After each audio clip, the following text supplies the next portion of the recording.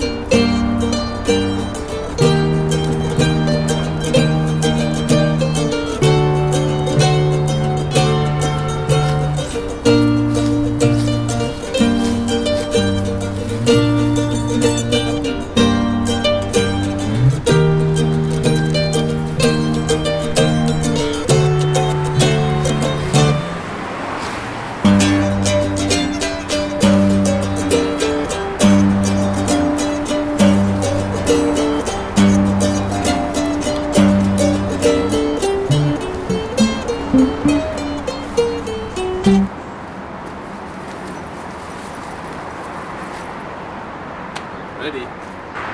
So it took me now 1 minute 25 to pitch the tent, and actually the door is, I just rolled it up like, because it's always hot here, so I don't need the door closed. So actually it would be like closed till here, and I would just need to peg it out then fast. 30 seconds more maybe, not even. So less than 2 minutes and you're ready to go in your shelter. That's pretty amazing. So I can really recommend this tent. It's quite expensive, but it's worth it, I think. Yeah. So when it comes to rain, you need a rain jacket, and this is what I'm using. It packs down to the size of a tennis ball if you want to. There's a pouch in the chest. You open it, you flip it, and you pack it inside the pouch. And this is basically my rain jacket. It's a Montane 777. They did a really good job. They kind of combined the really light fabric, but it's still really durable, and it's insanely waterproof and never get wet, and it's also really breathable. So yes, of course, if you cycle up a hill with this luggage, like a 60-kilo bicycle, you will sweat without the rain jacket. So don't complain if you sweat in a rain jacket, no matter how good it's breathable, but this one is compared to other rain jackets incredibly breathable. So I can recommend this. So when it comes to really cold weather, this is my jacket to go. It's a Patagonia Puff. It's really light. It's super comfortable and incredibly warm, so you can wear like a thin layer and you can walk around with this on top at about 0 degrees minus. If you keep moving even more, and you will be perfectly comfortable. I bought this like a couple of years second hand for 40 euro, and it's way too big for me, but I can put several layers underneath and it keeps me really warm and comfortable. And of course,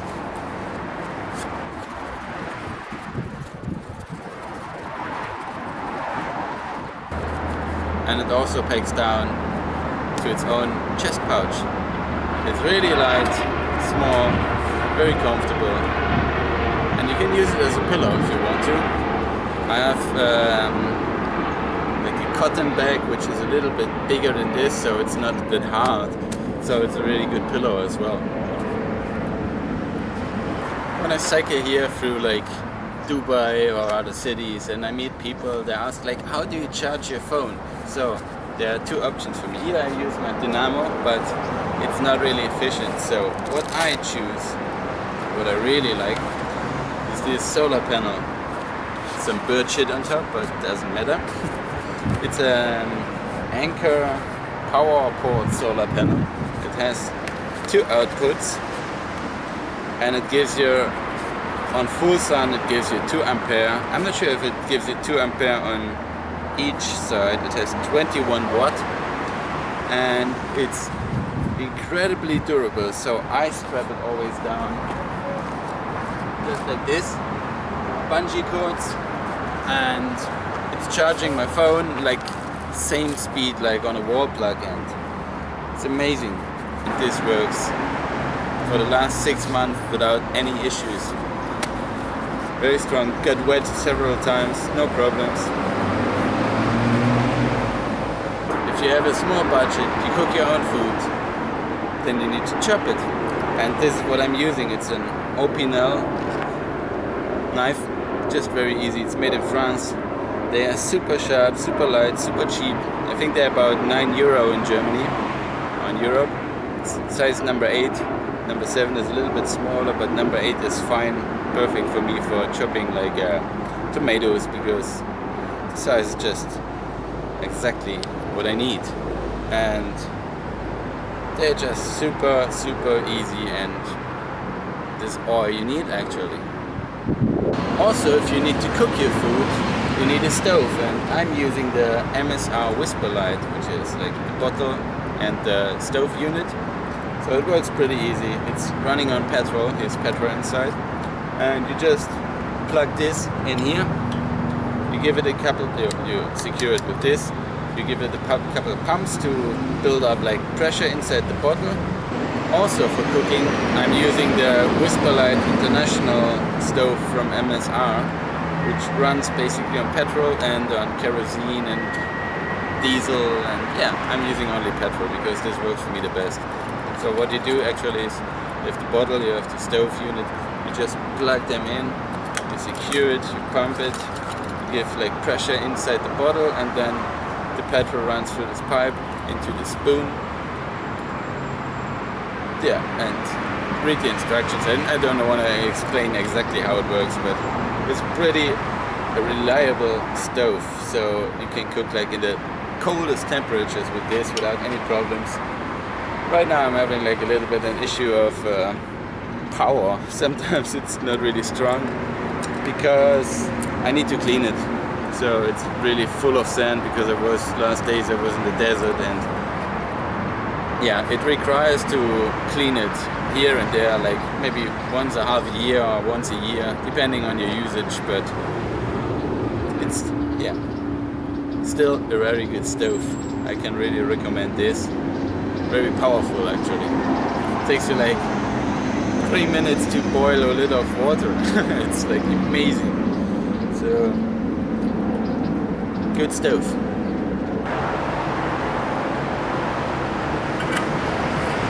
So this actually I bought quite recently in Georgia.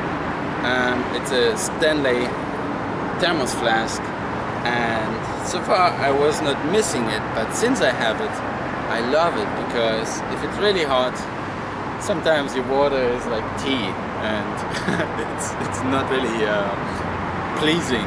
But this keeps your water cold, ice cold, for hours, for days actually almost. So this is just really durable. I dropped it sometimes when I was cycling really fast and nothing happened, and yeah, it has some nasty dents here and there, but no problems, and you can use it as a drum. Not the purpose, but a funny gimmick too. So it's definitely, I think, a must-have for every touring cyclist. So now we come to my last favorite gimmick. It's the gimmick for every touring cyclist, a music instrument. So this is a Seagull S8 mandolin.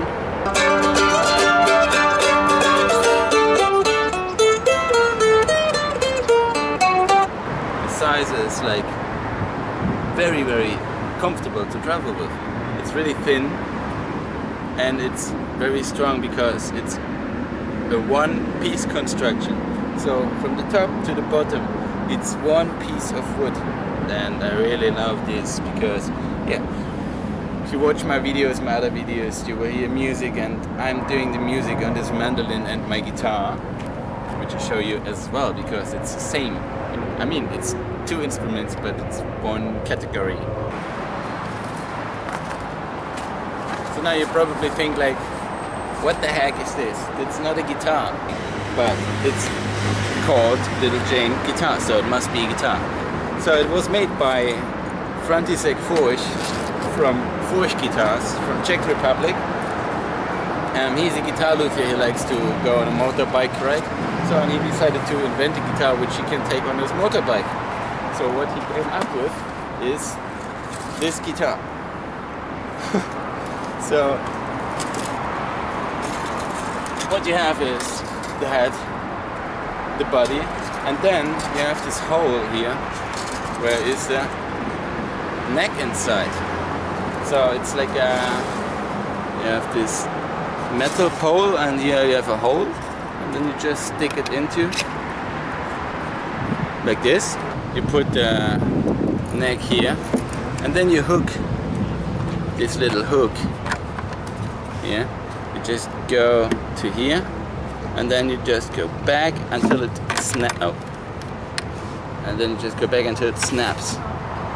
It's closed, the neck is straight, and not in tune right now, but it doesn't matter. I can tune it. And now you probably think this guitar can't sound good because it's only foldable, it's not really a guitar, but it sounds actually really good. I just give you a quick demonstration. So listen.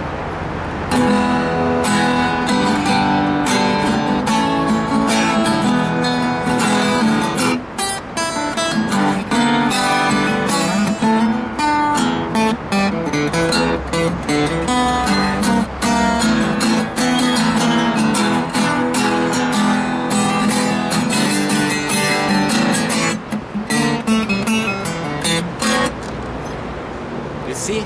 It's amazing, it's amazing. So that's it from me for now. This was my top 10 favorite gear list, and yeah, have a look on Instagram, check out my other videos. Feel free to share the message, and peace out. I will fly to India now.